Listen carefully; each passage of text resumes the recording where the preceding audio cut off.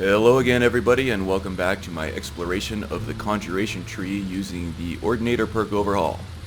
Alright, so I think for this episode we're going to change gears a little bit and we're going to go on the Boethiah's quest.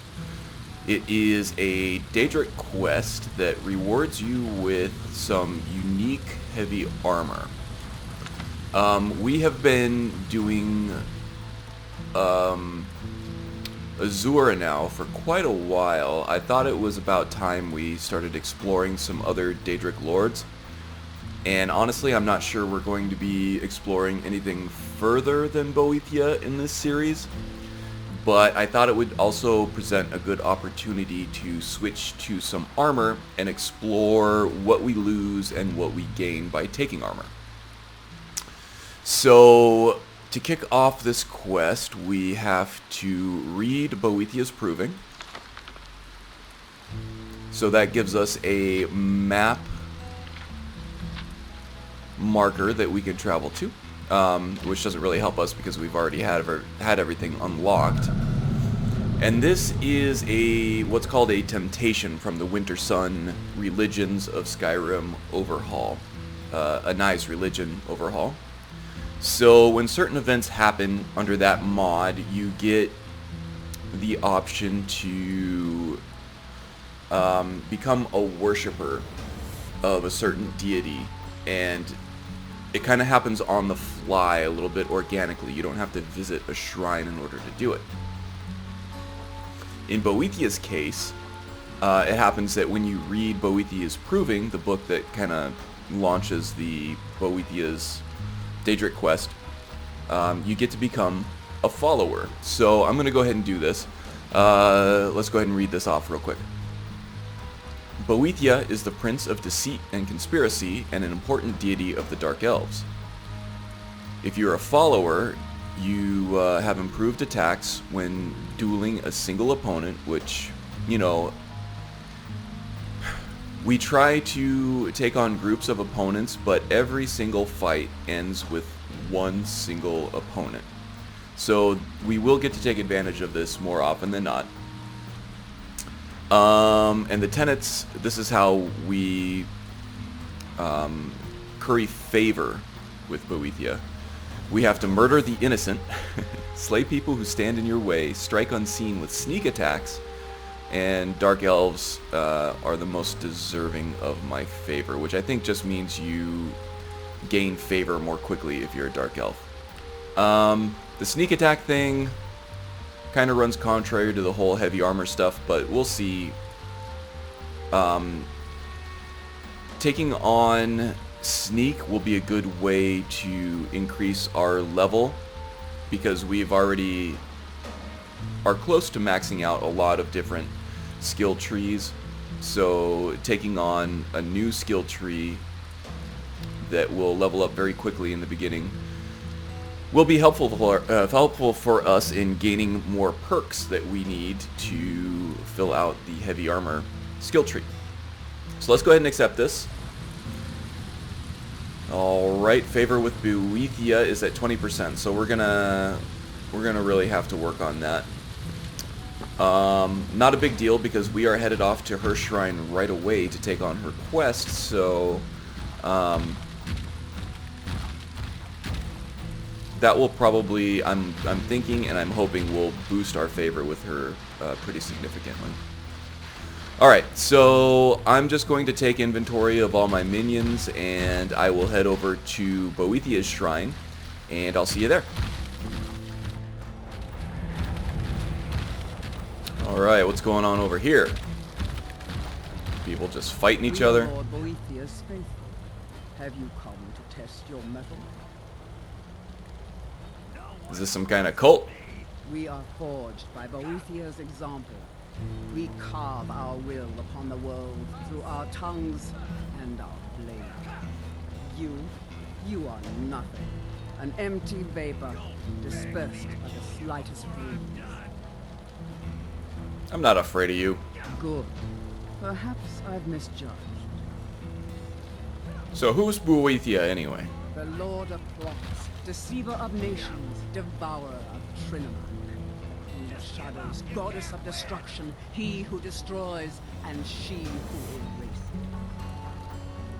Many are our Lord's lofty names, but they befit only us mortals.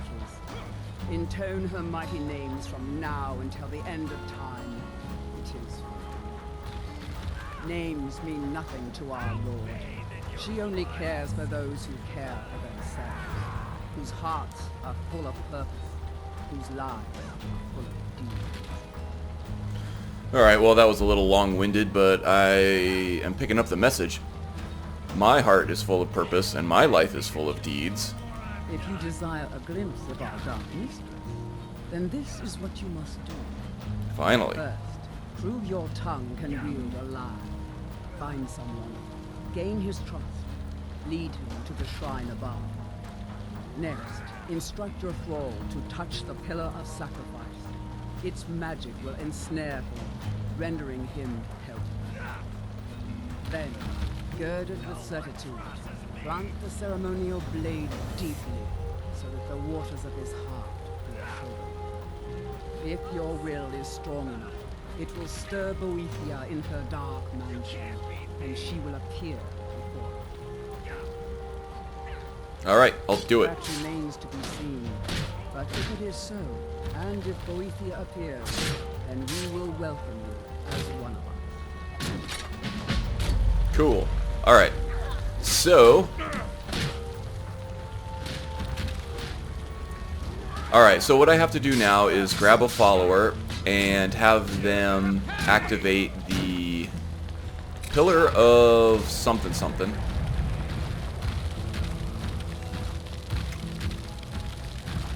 Pillar of Sacrifice. Now, we do have a follower in Zora, but I'm pretty sure I would incur the wrath of some people, seeing as how beloved Zora is, if we were to use her for this. So, I'm not gonna. As it happens, there is a pretty generic mercenary by the name of Stenvar over here in Windhelm. And we'll go ahead and use him because he's convenient, he's easy. And I don't think too many people actually have a strong emotional connection to this character. So in the interest of not offending too many people, I'm gonna go ahead and use him. Keep your distance. Where it is. We'd be fools. That spell looks like it'll hurt. Yeah, don't worry about it. I have ideas for things that'll hurt worse. Are you interested? My blade is sharp and I thirst for battle. Onward then. Alright. Let's go then. Lead on then. We're treasure hunters. Have you forgotten that? So that's kind of a fun little journey that those two will take you on. There's a Nord and an Argonian that are talking about some half-baked scheme to come up with some potion and use it to loot some cave or something like that. It's kind of fun. If you're running interesting NPCs, I can recommend it. Okay, so now we have our sacrificial lamb right there. Oh, did I say that out loud? He wasn't supposed to know that. Okay, I think we'll be alright anyway. Let's head back to the shrine, get him to touch the pillar, and we'll see what Boethia wants us to do next.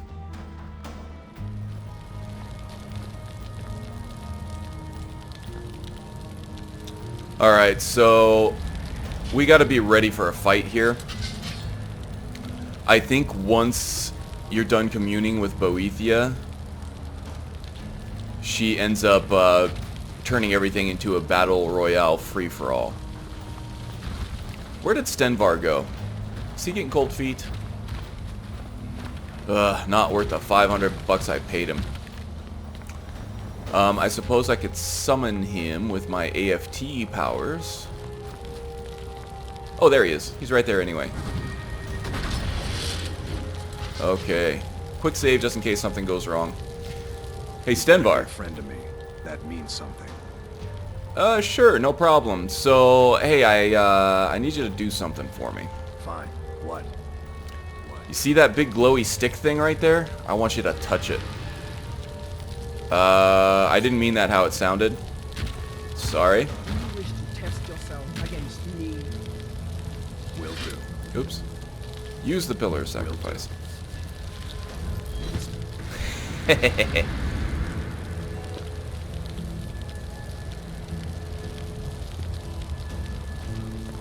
Now what? Oh, yeah, there's a blade of sacrifice that I needed to wield. A well-placed dagger. Both can achieve healing purposes. Well placed like this.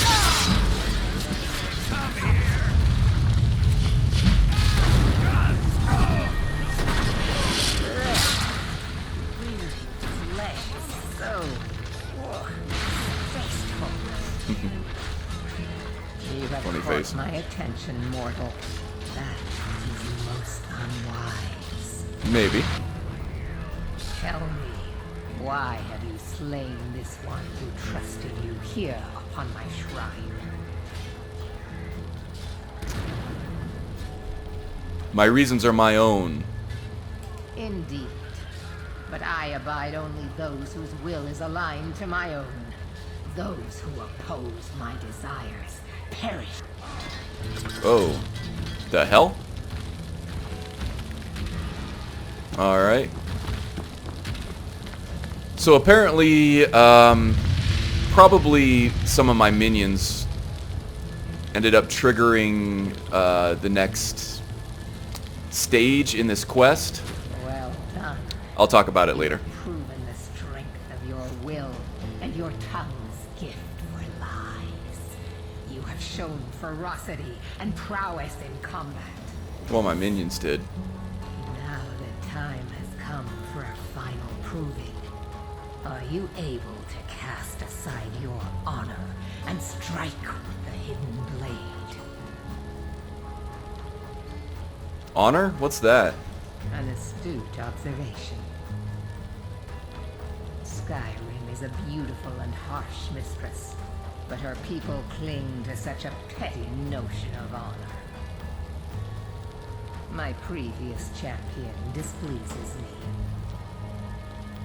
It is time he is replaced in the traditional fashion.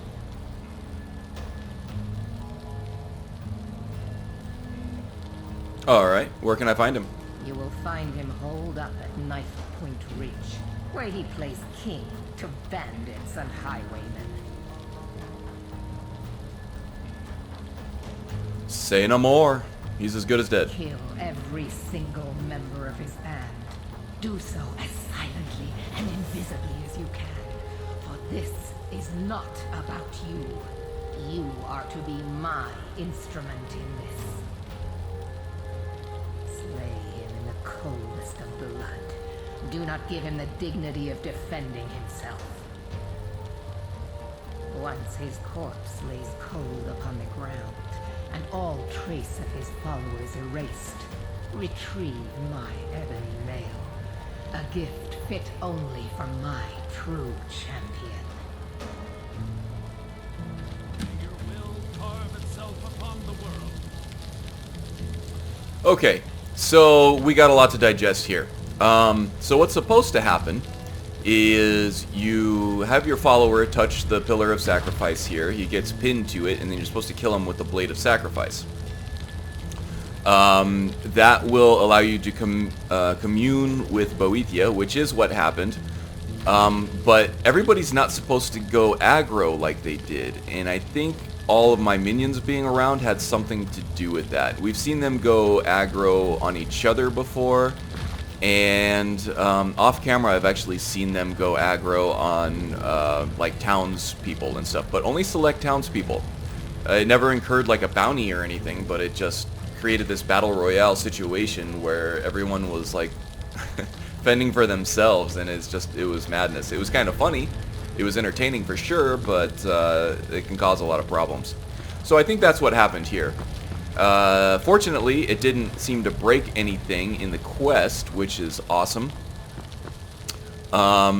all that happened was Boethia's dialogue was cut short by her own second conduit who wanted to continue on with the next stage of the quest. Because all of her followers had died, and that's what triggers the next stage. No bigs. I'm just going to kind of loot anything that's worth looting at this point, and I will see you at Knife Point Ridge. Alright, we are on our way to Knife Point Ridge at the moment. Now, Boethia did say that we needed to do this as silently as possible, but it doesn't make any difference in the quest.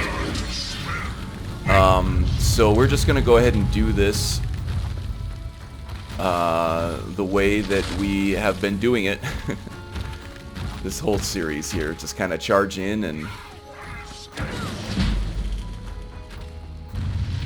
let it unfold right out in the open. I'll show you.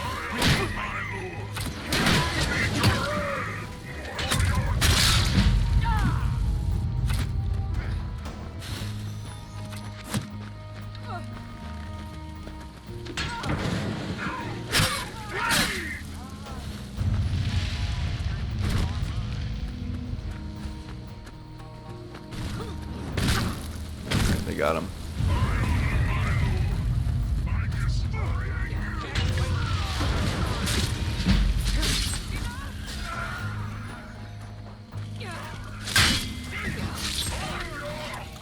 Brutal.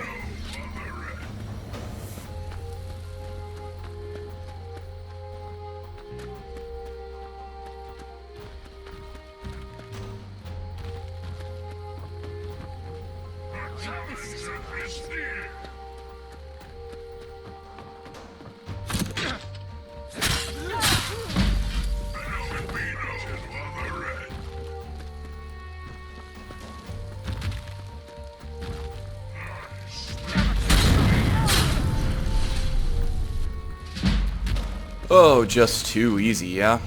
Oh,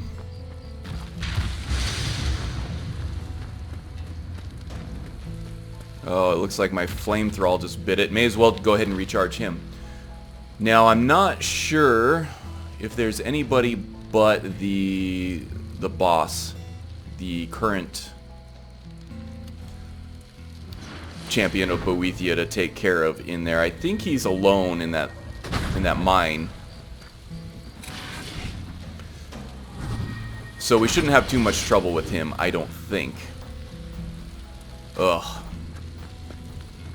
It's so annoying sometimes having these big old minions following you around.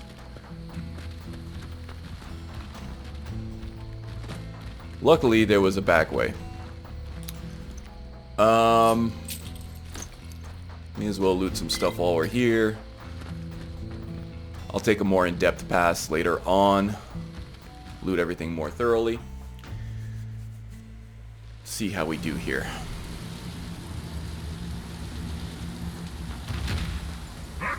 Oh no, okay.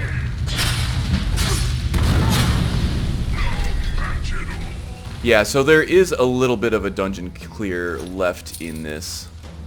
I forgot that when you come here as part of the Boethia Daedric questline, this caved in corridor here is actually opened up, whereas if you come here for like Sid Gear's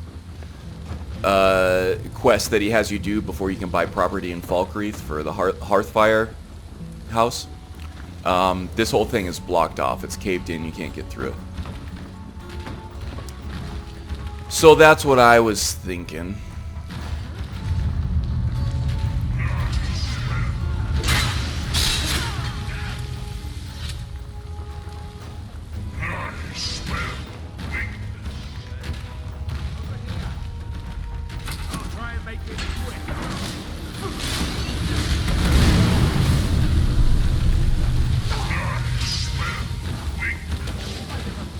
And there's the guy.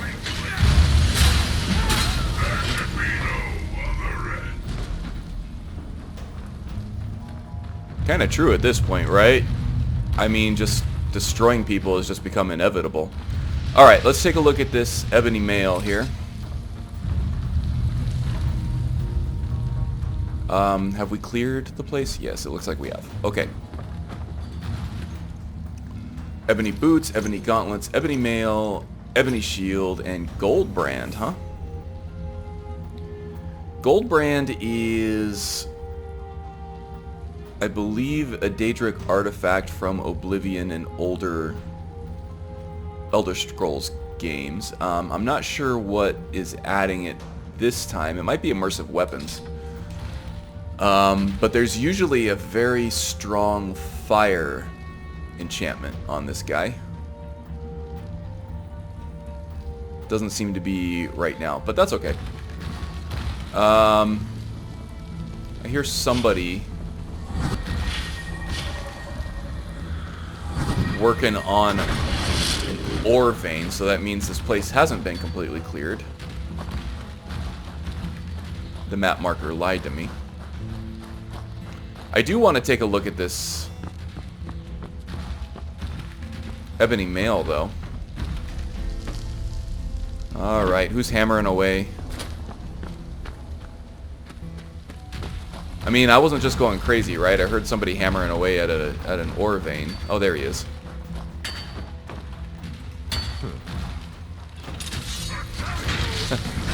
Never noticed us. Okay. Take a chunk out of his rib cage there. Retrieve and equip the ebony mail. Alright, let's take a look and see how this looks on us.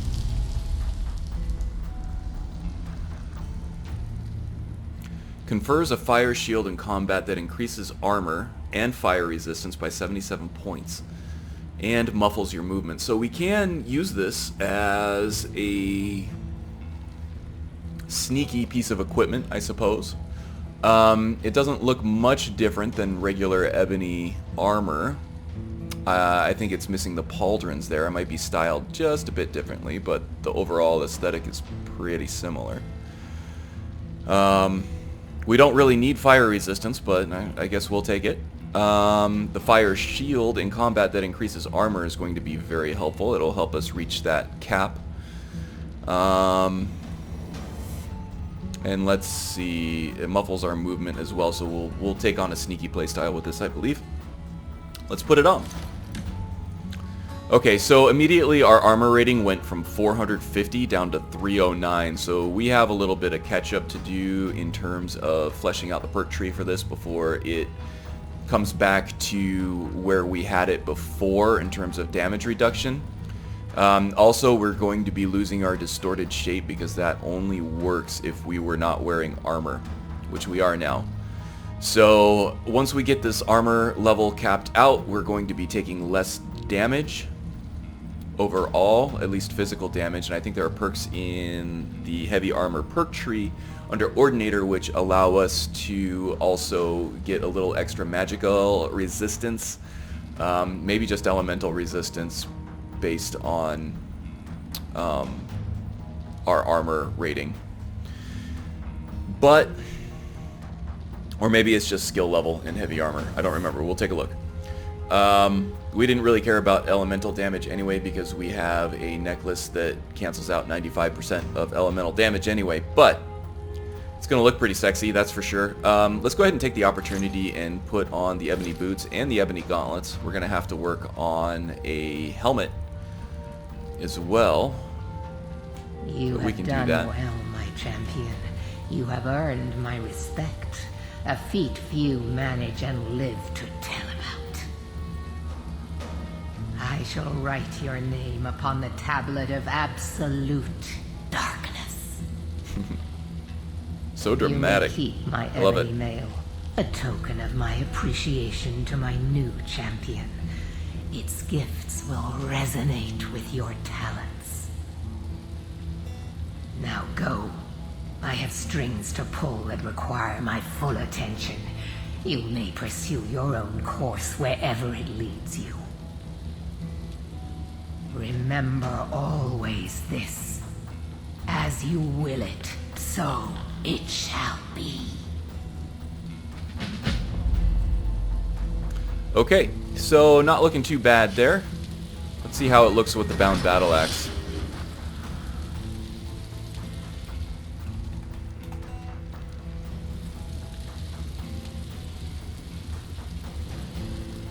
Not too shabby. I mean, we have the ebony effect on from our ebony flesh. But this looks kind of cool. I like this aesthetic. I think that if you're going for... I don't know how many players, Soul Calibur players we have watching this, but if you're going for sort of like an Astaroth or Nightmare type character, this fits the bill pretty well, I think. Looks kind of cool to me. I'm interested in trying it out. So, alright, what's next? Well, what I have next is I need to procure an ebony helmet. I need to temper all this stuff up as high as it'll go. We do not have the ebony mastery perk under the smithing skill tree. And I really don't want to spend all the perks to get up to that. But luckily I am using honed metal. So we can just head back to Whiterun and have Yorland Greymane temper all this stuff up for us. That should do a lot in getting us closer to the armor cap, which I think is somewhere around like 660, 670, or 652. I'm not sure. I'll look that up as well. But yeah, I have some stuff to do off camera. I have all that to do. I have to level up as much as I can in heavy armor, which I will also do off camera. Once we get this up to level 100, we can explore the perks for it. But I think that about does it for this episode. This was pretty short. I know lately I've been talking a lot and not playing a whole lot, which is okay. My dog is barking at somebody out there. I'll have to go check on that too. So this is a good place to end it. As always, thank you for watching, and I will see you next time. Take care.